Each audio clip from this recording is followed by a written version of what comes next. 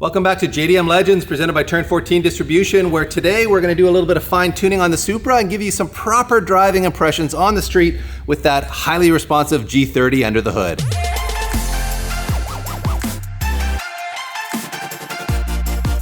As you guys saw in the previous episode, we did opt to run that G30 under the hood with the one-in-one housing, and what we want to do now is a little bit of fine tuning with the auto-tune function in that Link ECU, and then do some real driving on the street, actually make a few power pulls, try a few on-ramps, and really show you guys what kind of response we're getting out of this combination of turbo and motor and tuning and all that good stuff. But before we do that, we did notice, or I should say Pete did notice, there's a little bit of a rattle coming from the fuel tank. You're thinking, Pete, that it's the fuel pump. It's gotta be something housing, in the fuel pump. Yeah, something in there has come loose. Something's rattling. So we're gonna open it up quickly, see if we can find what's loose, because the last thing we wanna have happen is to be like at the racetrack and have something come loose in there and have it ruin our day. So we'll dive in there quickly and then we'll move on to the fun stuff out on the street. You'll see when I key on here, you can listen and you'll hear the pump make that clicking noise. Did you hear that? That almost sounds like a power antenna going up. Yeah, it does have that sound. It's weird. A sticky power antenna. Yeah. So, speaking of which, this doesn't go up, DP. Maybe we should check to make sure that it isn't a sticky antenna that we're just hearing travel through here. Could that be? Because it does sound like an antenna, exactly right? Like it does sound, but when I turn the car on, you can still hear it rattling a bit, but again... It sure seems like it's coming from the fuel pump, but yeah, let's check that out. Let's check it out.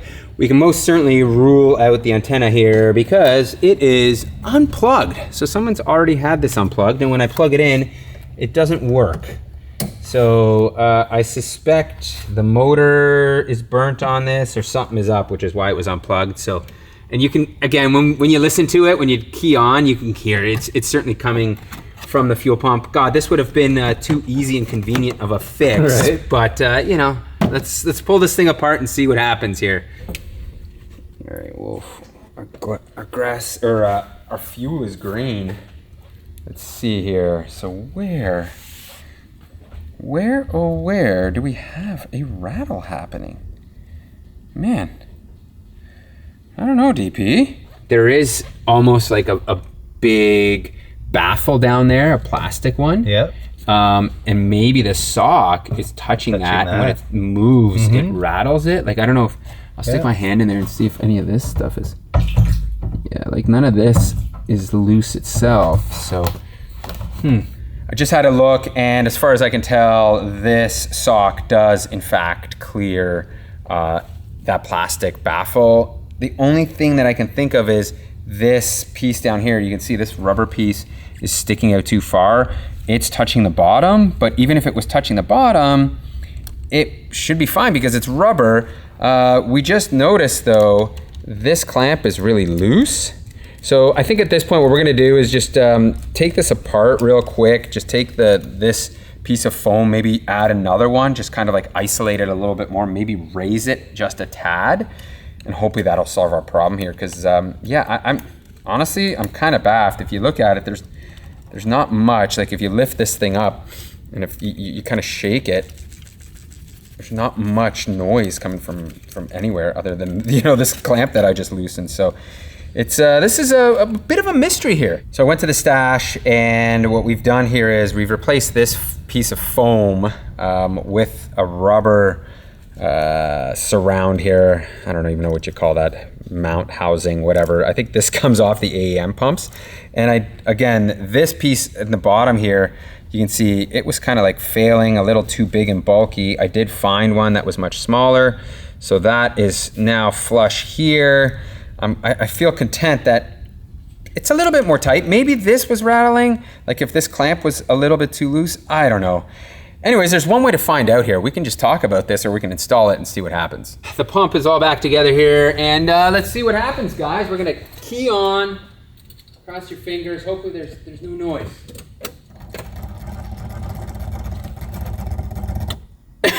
Just a little bit of gurgling from it's just gurgling, but no rattling. No rattling. So that's a good sign. I think that's a real good sign. I think that might have done it. Yeah. We might have fixed it, which is great. What we did, who knows?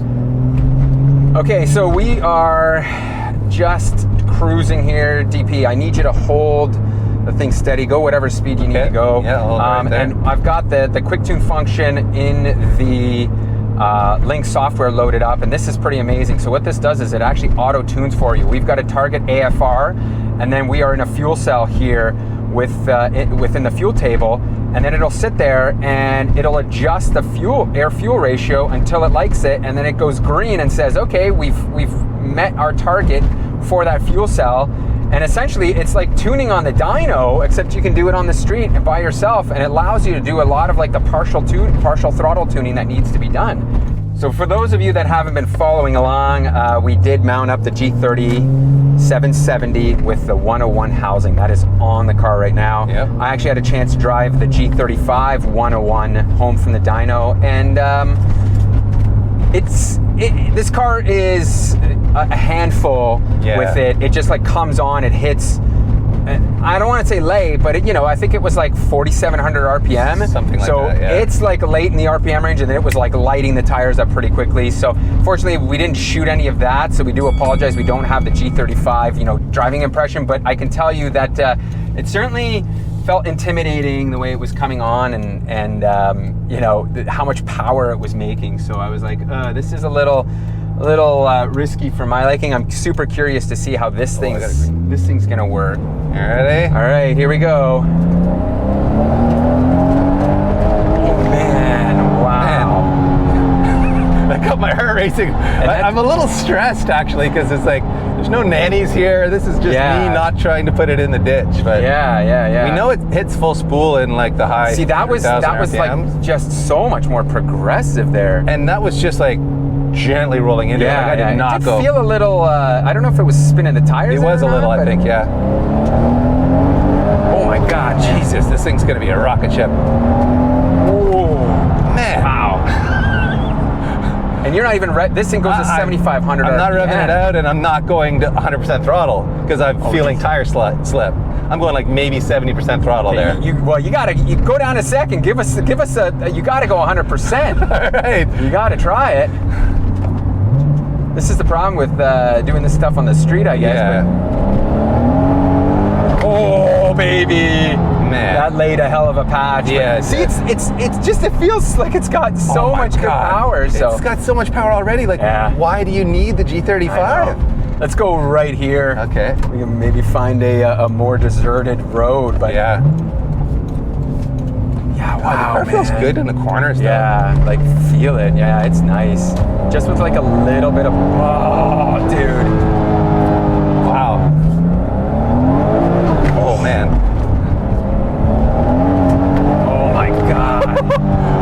It's so DP, fast. I can see you're You're scared. I am legit Jesus. scared right now. Like, it's just, there's ditches, there's armcos. That's the problem with this. Is exactly like driving the Evo. I mean, first of all, it's all-wheel drive, so you don't have to worry as much, and you've got traction. But it making that power, it it just takes time to get up to speed. Where a car like this now, like driving this thing, and trying to be sensible, we're trying to be somewhat respectable of speed limits here. And you can feel the back end just sort of working its way around a little bit. So you got to move over. You're like straddling the middle lane here. Yes, because I'm so used to sitting on your side. Yeah, my brain is just not calibrated for this whole experience right now. But man, the acceleration is intense. I feel like it is going to be fairly usable at TMP though. Like, it's not trying to spin the car. It's not trying to break traction so aggressively that it seems like it's unusable power. Yeah. It's a lot of power on the street, and I'm not that comfortable or confident in myself in the car right now. So it's like I need to build a little bit of rapport with it. But man, it feels fucking fast. It really does. Yeah, it really does. But comparatively to the G35, like, I mean, we had another 100 wheel. Yes. When I drove it home. Yes. It was. The thing is, this thing feels so much more progressive. Like, that's 700 RPM. Like, if you floor it right now, watch it. Like, see, we got nothing, That's and then now it's starting to come up. Yeah. Where before I had like nothing at all to at least 4,000 RPM. I started to feel it starting to come up. Yeah, in fourth gear, like, I still have reasonably good throttle response. Yeah. So truth be told, I think we certainly made the right choice on this turbo. Yeah, I think so too. And wow, I'm excited to get it out to TMP where I can actually really like lean on it in an environment where I don't have to worry about ditches and oncoming traffic. Man, I mean, like, we have kind of the worst area for testing. We do. Nothing around here is smooth roads where you have, you know, high speed limits. Like it's all, as you can see, everywhere here. It's just like there's like a hazard where you're gonna put it into a ditch or something. Yeah. You know, so it's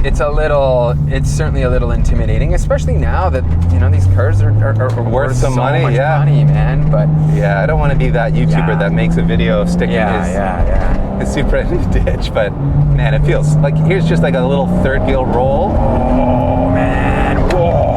Like that was moving my brain in my head.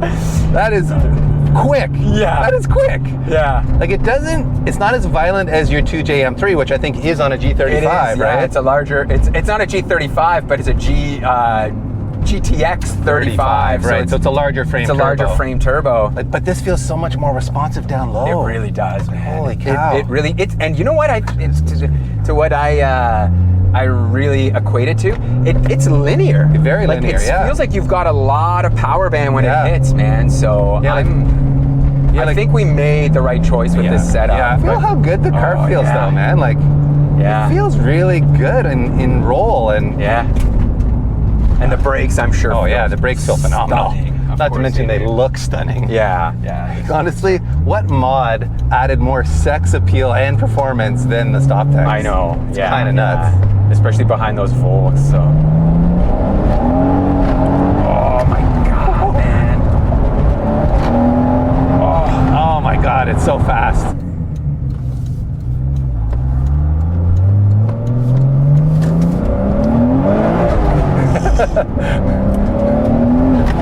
Oh man, yeah, it's a world of a difference, man. It's so responsive, eh? Wow, yeah. Wow, look at this. This I know, guy's serious the with full the Trudeau hater sign. I don't know if Trudeau hate right now that, is next level.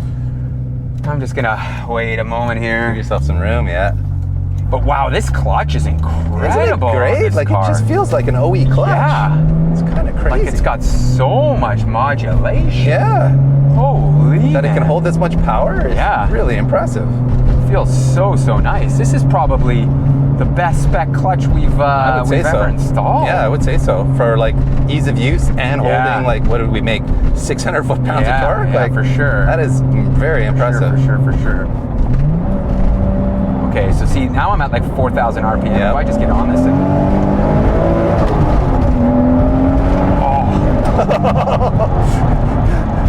Oh, look at how... Oh, dude.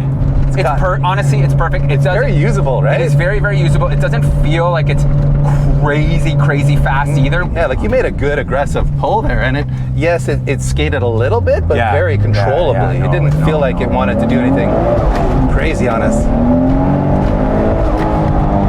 Man, it feels good and sounds so good too. It sounds so good. It really, really does. Whew. It is, you know, it takes some time to get used to shifting this thing though. Holy it does. smokes. It's definitely weird between being left-handed and just the get track having a different feel than I'm used to. And the coordination of the left-hand shifting. Yeah, I know. It is. It's one of those things. I think that's going to be the hardest thing when we're driving this car. But nothing that CTAP can't fix. Yeah. So nice. Oh, nice, man. And that's like partial throttle. The point and shoot speed of this car. It's like going to be really quick in the tight back section of TMP, I feel like. Oh, it's nice. It's just got such good throttle response.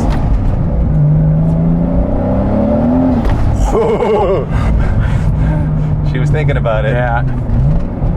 The gearbox is nice though. Yeah. The V160, man, it is a solid contender for one of the best gearboxes, I think. A nice 6-speed out there. Oh. Yeah, the roll power is nice. I'm telling you, I could get used to this thing. And see, that's the thing. So, like, doing pulls like that with the G30, I think it just feels right. Yeah. And it feels manageable, it feels controllable. Where with the other turbo, it was a little bit more scary. I can still tell there's a little bit of lag in between gears. Sure. Which I think is just natural. Yep. So, you know, it is a turbo car. Yeah, it yeah. still is a rather, you know, decent sized turbo, but man, dude. She's quick. I'm sweating. Yes. That was incredible. It's an engaging drive. It is. It's so much better. This is no DCT M3 that drives itself. This is a car you got to drive. And man, it just feels like a driver's car right now, not a Supra, where it just has a lot of usable power band. Yeah. Where, you know, so many of the Supras, you want to make like the 600, 700, 800 wheel horsepower, but they just, unless you're revving it out to 9,000 RPM, they you've got such a small power band, where I find this thing, like, you know, you can rip around here and it feels good. It feels fun, Exactly. right? That's really, I think, what the goal was with this setup, was to make it a fun car to drive. 100%. Not to make it a half-mile race car. Yes. You know, and man, I think we've done it right.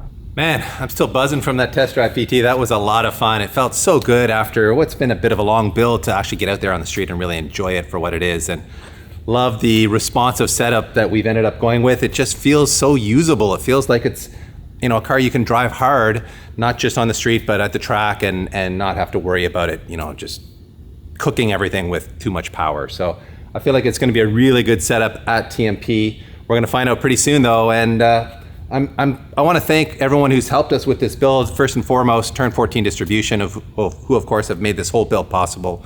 And many of the parts featured on this build you can get through your local speed shop, as long as they have a wholesale account with Turn 14 Distribution. So make sure to let whoever you're buying your parts from know, get the good stuff from Turn 14, including stuff like these Volk Racing wheels, of course Garrett Turbo, all of the Vibrant stuff we used in, the Koyorad stuff. You can pretty much replicate this build from their parts catalog. So thank you, Turn 14 Distribution.